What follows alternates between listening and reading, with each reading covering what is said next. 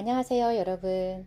오늘 아침 신문을 보다가 한 기사를 보고 한참 동안 생각에 잠겼습니다.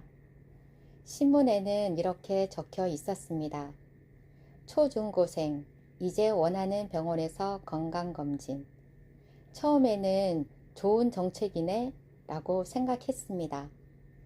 아이들의 건강을 더 잘 챙기자는 것이니까요. 그런데 신문을 내려놓는 순간 한 가지 질문이 떠올랐습니다. 우리는 언제부터 건강을 배우기보다 건강을 검사받는 사회가 되었을까요? 여러분, 우리는 태어나자마자 건강검진을 받습니다.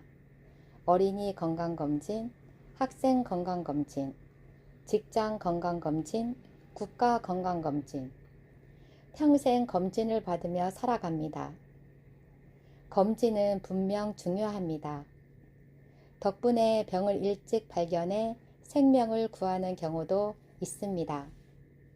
그 사실은 절대 부정할 수 없습니다. 하지만 오늘 제가 드리고 싶은 질문은 조금 다릅니다. 초등학생에게 건강검진은 점점 늘어나고 있습니다. 그런데 학교에서 건강하게 먹는 법은 얼마나 배우고 있을까요?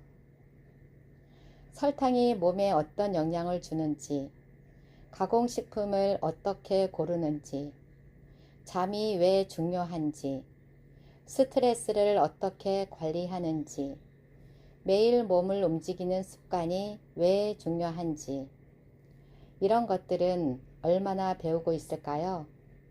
저는 이 질문이 더 중요하다고 생각합니다. 한 아이를 떠올려 보겠습니다. 학교에서 건강검진을 받았습니다. 조금 더 검사를 받아보세요.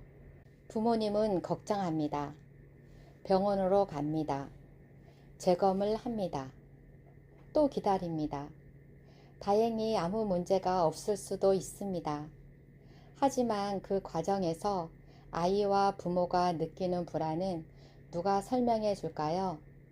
그래서 저는 검진이 많아질수록 설명도 더 많아져야 한다고 생각합니다.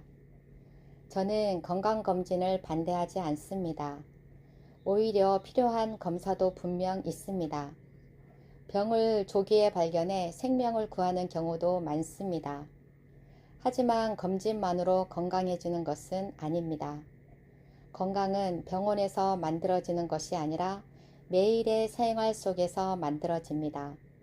오늘 먹는 음식, 오늘 걷는 걸음, 오늘 자는 잠, 오늘 받는 햇빛, 오늘의 마음, 이런 것들이 우리 몸을 조금씩 바꿉니다. 저는 가끔 이런 상상을 합니다. 만약 학교에서 건강검진 하루 대신 건강 수업을 열면 어떨까요? 아이들에게 라면보다 채소를 먹는 이유를 알려주고 콜라보다 물을 마시는 습관을 알려주고 잠을 줄이면 몸이 어떻게 변하는지 알려주고 스트레스가 몸에 어떤 영향을 주는지 알려준다면 그 교육이 평생의 건강을 지켜주는 힘이 되지 않을까요?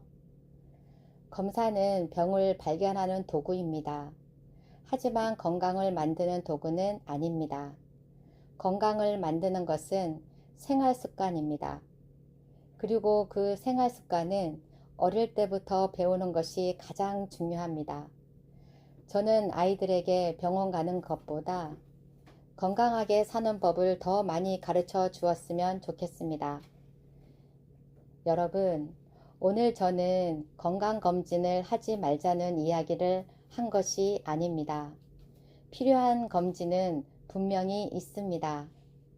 하지만 검사만 늘어나는 사회보다 건강을 배우는 사회가 되었으면 좋겠습니다. 아이들이 결과지를 읽는 법보다 자기 몸의 신호를 읽는 법을 먼저 배웠으면 좋겠습니다. 그리고 병원에 가면 겁내지 말고 질문하십시오. 왜 이 검사가 필요한가요? 다른 선택은 없나요?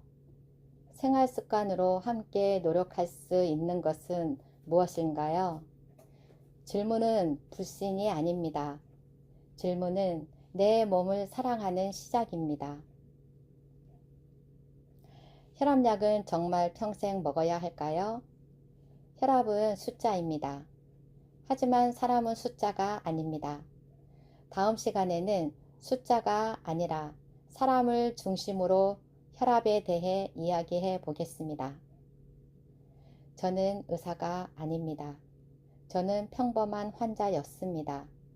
수많은 두려움을 겪은 끝에 한 가지를 배웠습니다. 질문하는 환자가 건강을 지킨다는 것을. 병원을 믿지 말자는 것이 아닙니다. 약을 무조건 거부하자는 것도 아닙니다. 내 몸의 마지막 결정권자는 언제나 나 자신입니다. 오늘도 기억하십시오. 질문하는 환자가 건강을 지킵니다. 내 몸은 내가 지킵니다. 감사합니다.